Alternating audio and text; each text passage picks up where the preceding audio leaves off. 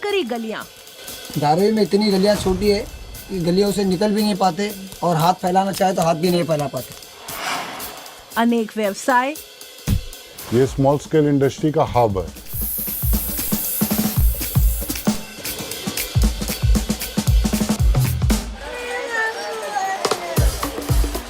छोटे छोटे घर, मैं ऊपर में रहती हूँ, चलेंगे ऊपर। और बड़े सपने। थोड़ा सा आशा की किरण दिख रही कि अब शायद हमारी धारावी बदल जाएगी। ये है धारावी, एशिया का सबसे बड़ा स्लम या झुग्गी झोपड़ी वाला इलाका। भारत की चमचमाती आर्थिक और फिल्मी दुनिया के बीचों बीच बसी है धारावी। नमस्ते बीवीसी। धारावी को नया रूप देने की योजना पर काम चल रहा है। इसे महाराष्ट्र सरकार और अडानी ग्रुप मिलकर आगे बढ़ा रहे हैं। इस प्रोजेक्ट में 80% भागीदारी अडानी ग्रुप की है और 20% महाराष्ट्र सरकार की। ये पहल मुंबई को झुग्गी मुक्त बनाने की दिशा में पहला बड़ा कदम है। यहाँ रह रहे लोगों के लिए धारावी कई तरह के छोटे बड़े उद्योगों का गढ़ है। साथ ही यहाँ की विविधता भी अनोखी है। लेकिन अब ये सब बदलने वाला है, क्योंकि धारावी का विकास करके उसे नया रूप देने का काम तेजी से हो रहा है।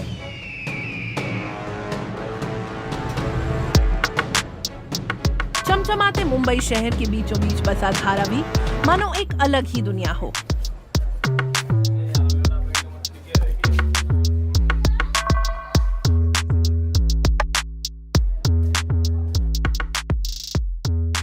करीब 600 एकड़ में फैला ये इलाका 10 लाख से ज्यादा लोगों का घर है। गली बॉय के गानों और स्लम डॉग मिलियनेयर के ऑस्कर से प्रसिद्ध हुई धारावी का नया रूप क्या होगा? पिन नंबर 17 ओल्ड मेरी धारावी। अब योजना है धारावी को एक आधुनिक टाउनशिप में बदलने की। कई मंजिला इमारतें बनेंगी, पात्र निवासियों को मुफ्त घर मिलेंगे और बाकी लोगों को पास के इलाकों में शिफ्ट किया जाएगा। अधिकारियों का कहना है कि इससे लोगों को बेहतर मकान, दुकान और सुविधाएं मिलेंगी। एक तरफ जहां कई लोग इस प्रोजेक्ट के बारे में सकारात्मक नजरिया रखते हैं, वहीं दूसरी तरफ लोगों के मन में आशंकाएं भी हैं। एक वक्त मछुआरों का गांव रहा धारावी हर साल करीब 1 लाख से ज्यादा लोगों को रोजगार देती है। इसमें बड़ी संख्या में लोग पॉटरी,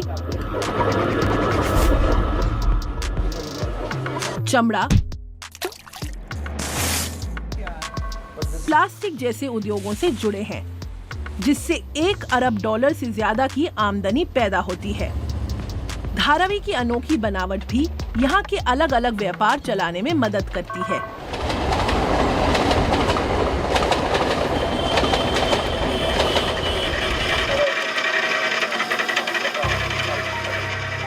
करीब 12 एकड़ में फैले कुंभारवाड़ा में धारावी के सबसे पुराने वासी मिट्टी का सामान बनाने वाले रहते हैं। इन गलियों में धुआं भी है और मिट्टी की खुशबू भी।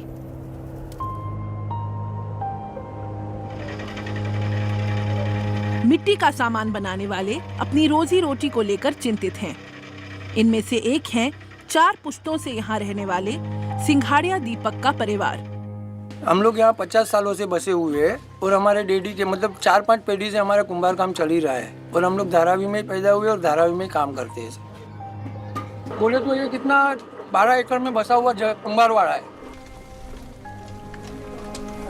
जैसे व्हील हम लोग चलाते हैं, इसमें से हम लोग प्रोडक्शन निकालते हैं। उसको ड्राई करने के लिए हम लोग को खुला जगह चाहिए सबसे पहले।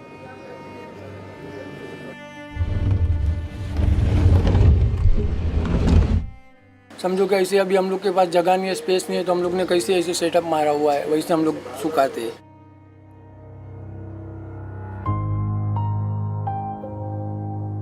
और हम लोग समझो कि लंबा गए तो हम लोग का मतलब प्रोडक्शन कम हो जाएगा। अगर ये सब नहीं हुआ और हम लोग 0 से स्टार्ट करने जाएंगे तो सबसे पहले तो हम लोग को जगह ये वो सब सेटअप करने में पहले तो टाइम चले जाएगा।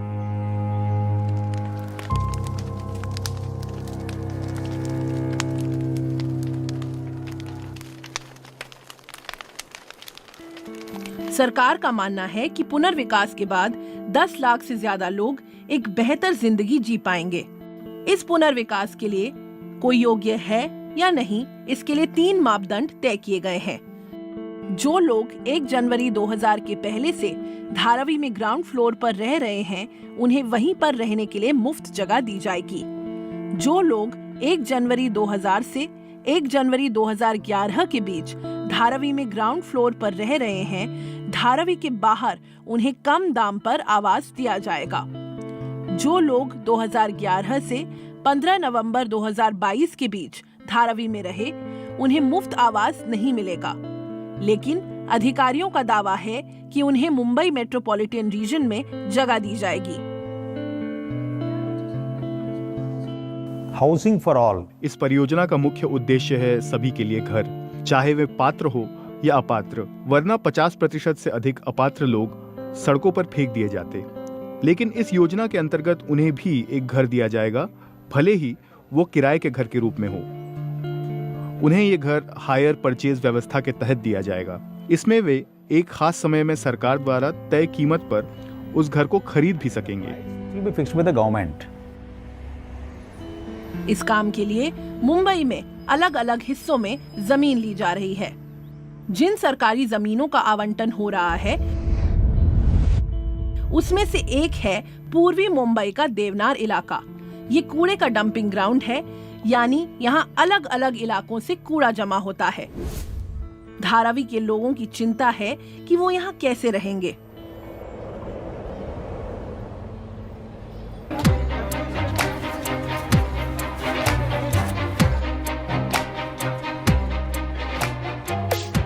झाड़ू बनाने वालों से लेकर बर्तन बेचने वाले या फिर टूर गाइड, धारावी की इन तंग गलियों में हर रोजगार एक दूसरे से जुड़ा हुआ है। 58 साल में इधर आया है, 1958 में। ये हमारा ये लक्ष्मी है, ये मांगता ही है हम लोग को। ये भटके समाज हम बर्तन बेचते, चिंदी पे बर्तन बेचते, कपड़ा लेके। हमारा धंधा करे बिना हमारा चलता नहीं।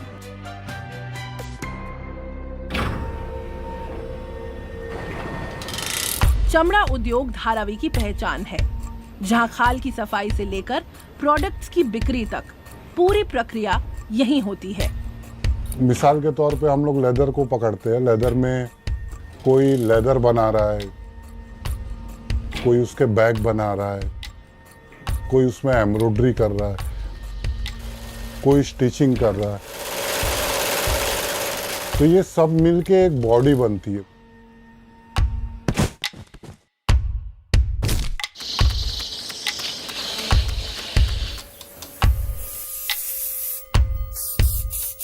अगर इसको फ्यूचर में सेपरेट कर दिया गया तो वैसे ही ये बॉडी भी मर जाएगी। आपका हो जाए ऊपर का क्या है? धारावी में एक सर्वे चल रहा है, जिसमें परियोजना से जुड़े अधिकारी घर घर जाकर दस्तावेज इकट्ठा कर रहे हैं। अधिकारियों का कहना है कि वो हर काम नियमों के अनुसार कर रहे हैं। आपको मैंने कोऑपरेट किया, कोई आपके साथ गलत बात किया, आपको जबरदस्ती किया, मैम आपने मुझे जो दिखाया कि डॉक्यूमेंट दिखाओ, वो आपको समझ में आया, मैंने जो भी देखा आपको समझ में आया मैम, ठीक है ना मैम? चंद्रशेखर पटवा एक व्यापारी हैं, जो राखी बनाने और बेचने का काम करते हैं। उनका कारोबार धारावी की गलियों में फैला है। ये समझो सोने की चिड़िया है धारावी, क्योंकि बहुत मेहनत से यहाँ पर भूखे रह करके यहाँ पर मेहनत किया हमने। लेकिन पटवा चिंतित हैं। पुनर्विकास के बाद धारावी में उन्हें कौन सी जगह मिलेगी? ये खाली ये रसीद दे रहे हैं वो, ऐसा, बाकी कुछ नहीं है इनके पास। कोई डॉक्यूमेंट ना साइन करके दे रहे हैं, ना लिखित तौर पे दे रहे हैं कि ये एरिया दे रहे हैं, ये जगह दे रहे हैं, ये मकान दे रहे हैं, कुछ भी नहीं है ऐसा।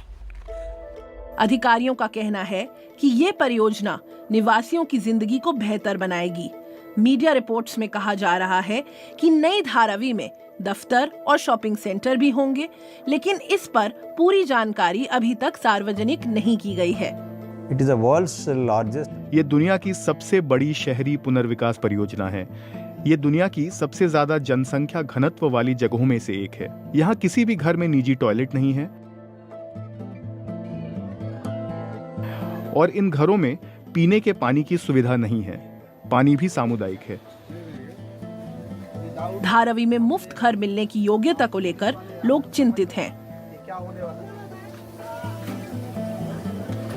सलमा का परिवार धारावी में 3 पीढ़ियों से रह रहा है। अब वो आशंकित हैं कि कहीं वो बेघर ना हो जाएं। कंफर्मेशन को दे नहीं रही है गवर्नमेंट, हो चाहे वो DRPL हो चाहे कोई भी हो, वो हमको कंफर्मेशन नहीं दे रही है कि हमको कहाँ देगी और हमको किस बेस पे पात्र अपात्र करेगी। विकास में चाहे वो पशु पक्षी हो, जानवर हो, इंसान हो, सबको एक बराबर में विकास का, लेकिन हम लोग को अभी ये महसूस हो रहा ना कि हम लोग एक बराबर नहीं, हम लोग एक कीड़े मकोड़े हैं। जमीन में रेंगने वाले कीड़ों के माफिक हम लोग को ना पैर से कुचल रही है सरकार। हम लोग सर्वे के अगेंस्ट नहीं है, सर्वे कराने के लिए रेडी है। हमको घर के बदले घर, और जहां हम रह रहे हैं हमको वहीं दो। धारावी के अंदर, हमको धारावी के बाहर मत फेंको। ये चिंताएं हर धर्म और समुदाय के लोगों के जहन में हैं।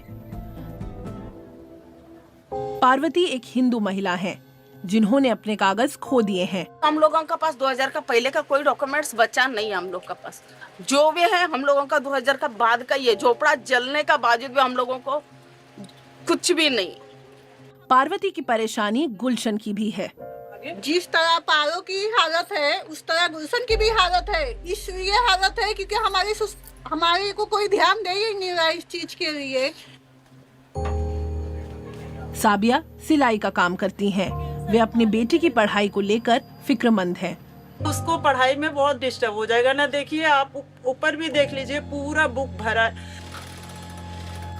कैसे कैसे ऑनलाइन 2000 की बुक आ रही है, 300 के सारा ज्वेलरी इंसान अपना पढ़ाई में बेच दिया। अभी हम लोग के पास कुछ भी नहीं है, यही सिर्फ घर है।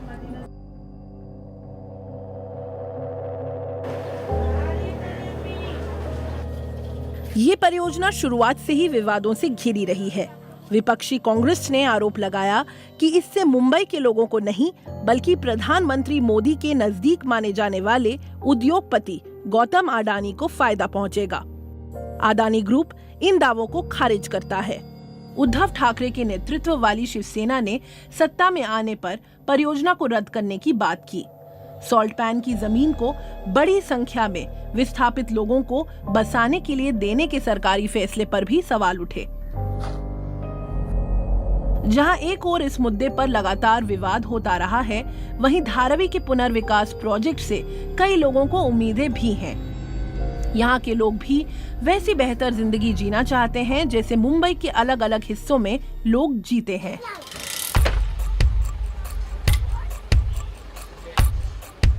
मैं ऑफिस भी जाती हूँ तो वहाँ देखती हूँ लोगों को, वो कई सारे अच्छे एरिया से आते हैं। उनका जो एरिया होता है वो जहाँ उनकी जो रहन सहन है काफ़ी अच्छी है, उनका सोसाइटी है वो डेवलप्ड है। हमारे यहाँ लोग डेवलप्ड है बट सोसाइटी डेवलप नहीं है। यहाँ पे बिल्कुल भी प्राइवेसी नहीं है।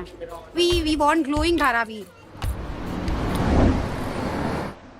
तो हमारी तो लगभग धारावी में आज हमारा 4था जनरेशन है और हमारे बच्चों को जो सपना था जो हमें नहीं मिला, बड़ा कुछ हो जाएगा, तो ये हमारी अपेक्षा है, चल रहा है करके। जहां एक और लोगों को उम्मीद है, वहीं विशेषज्ञ परेशानियों को उजागर करते हैं। 7 मिलियन पीपल, 70 लाख लोग झुग्गियों में रहते हैं। स्लम में रहने वालों ने कभी मुफ्त में घर की मांग नहीं की थी। उसे बस पर्याप्त बुनियादी ढांचा चाहिए था और वहां रहने की सुरक्षा, ताकि उसे निकाल बाहर ना किया जा सके। so that he wouldn't be thrown out. लेकिन प्रशासन लगातार आश्वासन दे रहा है। We are basically building... ये एक शहर के अंदर शहर की तरह होगा। इस परियोजना का एक तीसरा पहलू है सामाजिक बुनियादी ढांचा। उदाहरण के तौर पर अस्पताल, स्कूल और कॉलेज, सामुदायिक केंद्र, मंदिर, मस्जिद और चर्च, इन सभी चीजों को भी बनाना होगा। तो पुनर्वास पूरा होने तक इन सभी चीजों का मौजूद होना जरूरी है, जिसके लिए हमने 7 वर्षों का समय निर्धारित किया है।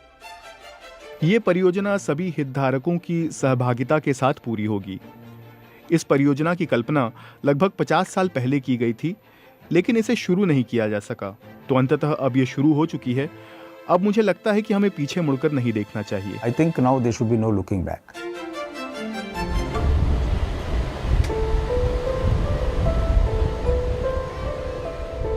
cities are made out of people. शहर लोगों से बनते हैं और लोगों के बिना शहरों का कोई मतलब नहीं होता।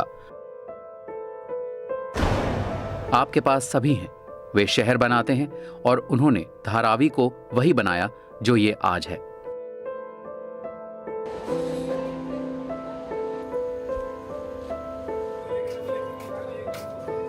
एक बेहतर कल की उम्मीद और आज की चिंताओं के बीच धारावी में रहने वाले लोगों का भविष्य फिलहाल सवालों से घिरा हुआ है। मारते सलामी पिन नंबर 17 उड़ मेरी धारावी, शाना पर मेरे सेना पिन नंबर 17 उड़ मेरी धारावी।